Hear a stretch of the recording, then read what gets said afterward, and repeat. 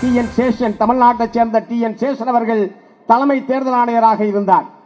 அப்போதுதான் தேர்தல் ஆணையத்துக்கு எவ்வளவு அதிகாரம் இருக்கிறது, எவ்வளவு தன்னாட்சி பெற்ற அதிகாரம் பெற்ற அமைப்பாக அது இருக்கிறது, சட்டம் எவ்வளவு வாடலாவிய அதிகாரத்தை அதுக்கு வழங்கி இருக்கிறது என்பதையெல்லாம் நாட்டு மக்கள் அப்போதுதான் புரிந்து கொண்டார்கள். அவர் எடுத்த பல தடாலடியான நடவடிக்கைகளில் நமக்கு உடன்பாடு இல்லாமல் இருக்கலாம், சிலருக்கு பொருந்தாததாக இருக்கலாம். ஆனால் தேர்தல் ஆணையம் தன்னாட்சி அதிகாரம் பெற்ற அமைப்பு, தேர்தலை ஜனநாயக பூர்வமாக நடத்துவதற்கான அனைத்து விதமான அதிகாரங்களையும் தேர்தல் ஆணையம் பெற்றிருக்கிறது என்பதை நாட்டு மக்கள் மத்தியிலே வெளிப்படுத்தியவராக திரு TN சேஷன் அவர்கள் இருந்தார்கள்.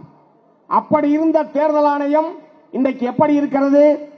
அமித்ஷாவும் மோடியும் ஆட்டிவிக்கிற பொம்மையாக இந்திய தேர்தல் ஆணையம் மாறிவிட்டது.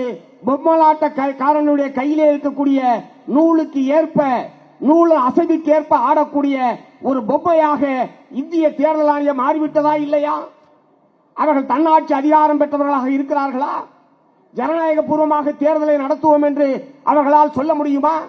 இதுவரைக்கும் நடந்திருக்கிற பல தேர்தல்களில் எத்தனையோ மோசடிகள், முறைகேடுகள் நடைபெற்றது என்பதை அம்பலப்படுத்தியதற்கு பிறகும் அதன் மீது எந்த நடவடிக்கையும் எடுக்காமல் பாரதிய ஜனதா கட்சிக்கு ஒத்துழைக்கக்கூடிய ஒன்றாகத்தானே தேர்தல் ஆணையம் செயல்பட்டுக் கொண்டிருக்கிறது.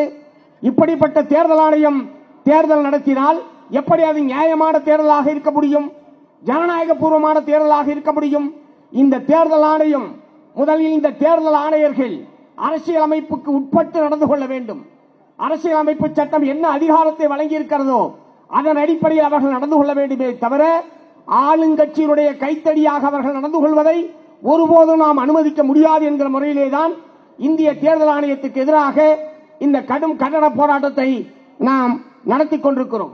ஒரு பக்கம் மக்களை திரட்டி தெருவிலே போராடுகிற அதே நேரத்தில் சட்ட போராட்டத்தையும் மேற்கொள்வது என்று கடந்த 2ஆம் தேதி மாண்புமிகு தமிழ்நாடு முதலமைச்சர் அவர்கள் தலைமையில் சென்னையில் நடைபெற்ற அனைத்து கட்சி கூட்டத்தில் எடுக்கப்பட்ட முடிவின் அடிப்படையில் இன்றைய தினம் உச்சநீதிமன்றத்திலே திராவிட முன்னேற்ற கழகம், மார்க்சிஸ்ட் கம்யூனிஸ்ட் கட்சி, மறுமலர்ச்சி திராவிட முன்னேற்ற கழகம், இந்திய தேசிய காங்கிரஸ் ஆகிய கட்சிகளின் சார்பில் போடப்பட்ட வழக்குகள் எல்லாம் இப்போது விசாரணைக்கு இன்றைக்கு எடுத்துக் கொள்ளப்பட இருக்கிறது.